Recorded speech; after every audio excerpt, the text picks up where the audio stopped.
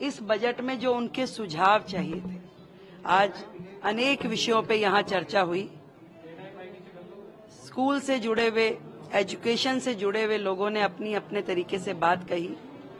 पिछले कई वर्षों का एक बैकलॉग जो उनके दिमाग में था, आज कहीं ना कहीं वो भी बाहर निकल के आया और मैं बड़ी प्रफुल्लित हूं। मुझे लगता है कि ये जो संवाद है, ये दिल्ली के, विकसित दिल्ली के बजट के लिए बहुत ही बेहतर रहेगा। लगातार ये चर्चाएं जारी रहेंगी। हमारी ईमेल आईडी पे, हमारे व्हाट्सएप नंबर पे भी सैकड़ों सुझाव हमें मिल रहे हैं और पूरी एक टीम उन सुझावों को देखने में, उन्हें एकीकृत करने में लग गई है। और मैं विश्वास दिलाती हूं दिल्ली की जनता को, ये बजट आपके मन का बजट होगा। ये बजट दिल्ली की समृद्धि का बजट होगा और इसे हम जनता के बजट के रूप में पेश करेंगे। देखिए, सबसे पहले तो हम ही दिल्ली की महिलाओं के लिए बड़े सौभाग्य की बात है कि एक महिला ही हमारा प्रतिनिधित्व विधानसभा में कर रही हैं।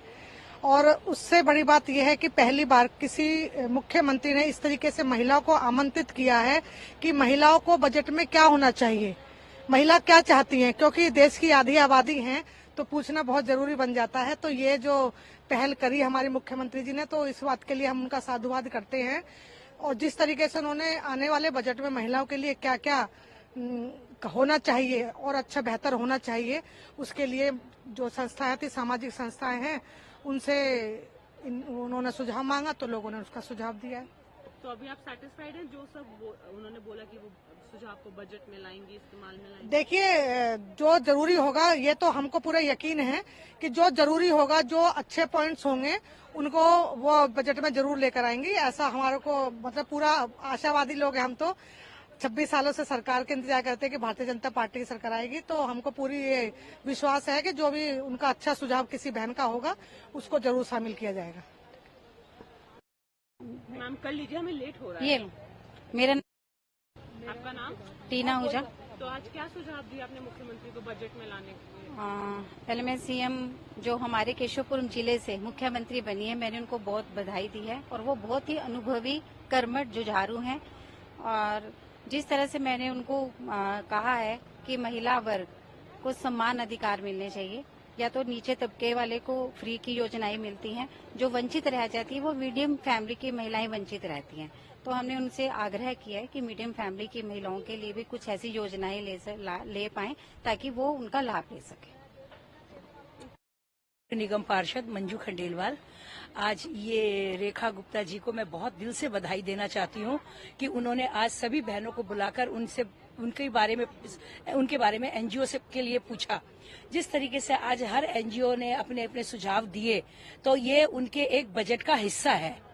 तो मैं वैसे भी आज आपके चैनल के माध्यम से कहती हूँ कि मैं सुषमा स्वराज जी की छवि रेखा गुप्ता जी के अंदर देखती हूँ कि जिस तरीके से सुषमा स्वराज जी एक बहुत एक्टिव और बहुत ही अपने डिसीजन लेने की पावर रखती थी, इसी तरीके से मुझे रेखा गुप्ता जी के अंदर भी नजर आती है। तो मैं रेखा गुप्ता जी को आपके चैनल के माध्यम से बहुत बहुत बधाई देती हूँ और बहुत अच्छा लगा आज उन्होंने बहनों को बुलाया। धन्यवाद।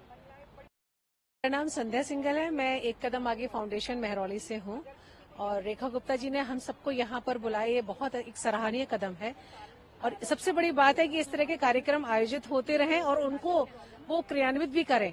और जिस तरह की पहले भी सरकारें करती, बट वो होता नहीं था, इम्प्लीमेंटेशन करेंगी रेखा जी से यही उम्मीद है और वो करेंगी भी। सबसे बड़ी बात है, हम लोगों ने मैंने अपना सुझाव यही रखा कि एक कदम आगे एनवायरमेंट पे काम करता है। जिस तरह सुरक्षा के साथ साथ जिस तरह स्वच्छता भी उतनी ही इम्पोर्टेंट है, तो स्वच्छता के माध्यम से मैंने उनको कहा कि आंगनवाड़ियां जितना हमारे दिल्ली में चल रही है या पूरे देश में चलती हैं, तो दिल्ली की मुख्यतः आंगनवाड़ियां ऐसी जगह है जहाँ स्लम एरिया है, वहां पर उनमें स्वच्छता के कार्यक्रम मासिक रूप से चलाए जाए और उनको इस तरह की कोई ना कोई फंडिंग दी जाए जिससे कि वो छोटे छोटे बच्चों में ही शुरू से स्वच्छता का एक भाव भरे और उसके ऊपर वो काम करें। मैं रेखा गोयल, बाबा की लाडो ट्रस्ट है हमारा। हमारा ट्रस्ट बेसिकली जो धर्म और सनातन के जो पहचान है उसको आगे बढ़ा रहा है। भारतीयता की पहचान जो हम खोते जा रहे हैं, और हर महिला सिर्फ किट्टी पार्टीज और इस सब चीजों में लगी रहती है, इनको छोड़कर हम हर महिला में ये संदेश पहुंचाना चाहते हैं कि हम बच्चों को और अपने परिवार को धर्म की पहचान कराएं और जो हमारी संस्कृति है उसको हम आगे बढ़ाएं।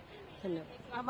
बजट को लेके क्या बात है? बजट को लेके धर्म और सनातन को आगे बढ़ाने के लिए हम महिलाओं के लिए कोई बजट नहीं बनता, तो उसके लिए हम आगे मुख्यमंत्री तक ये बात पहुंचाना चाहते हैं, हमारे माननीय मुख्यमंत्री तक, कि हम इनके अलावा इनके लिए आगे बताने के लिए भी हमें चैनल्स के थ्रू अपने प्रचार के लिए बजट की आवश्यकता पड़ती है। और धर्म एक बहुत बड़ा विषय है जो कि हमें आगे पहुंचा सकता है। हर काम संभव होगा। जैसे अंदर बात हो रही थी रेप की, कि हमारे बच्चों के अंदर हमारे को टेस्ट कराने चाहिए। कुछ महिलाओं ने कहा कि आदमियों के टेस्ट कराने चाहिए। हमें टेस्ट कराने की जरूरत ही नहीं पड़ेगी। हमें बच्चों को स्कूल तक पहुंच के वहां पे शिक्षा दिलाने की बजाय एक माँ के द्वारा, माँ को खुद अगर धर्म की संस्कृति की पहचान होगी तो वो खुद ही अपने बच्चों को, लड़के को भी और लड़की को भी समान रूप से शिक्षित करेगी कि उसे समाज में कैसे रहना है और कैसे महिलाओं की इज्जत करनी है। और बाकी हमारा पूरा ग्रुप हम रेखा जी के साथ है, और वो आधी रात को भी अगर हमें किसी भी अपनी सहायता के लिए, किसी भी मदद के लिए हमें पुकारेंगी तो हम उनके पीछे पीछे चलने को तैयार हैं। धन्यवाद। और हमारे केयरफुली ये कराया गया कि उसके सारे जितने यूएसबी पोर्ट्स हैं वो सारे सील कराए गए ताकि कोई यूएसबी ना उससे लगा। इतने प्रिकॉशन के बाद अब उसमें डाटा शिफ्ट कराया गया है, वो भी सीडी ड्राइव के थ्रू कराया है। कमेटी मेंबर से हमारे आरडी ईस्ट है, आरडी साउथ है और डीडी पीएसबी, डीडी विजिलेंस है, बाकी डीओबी से और आईटी डिपार्टमेंट से। जो इस तरह से नहीं लगा कि कोई इस पे इंटरफेयर कर सकता है या कोई बाहर से कहीं से ड्रा में अफेक्ट कर सकता है, इस तरह से कोई इसमें नहीं।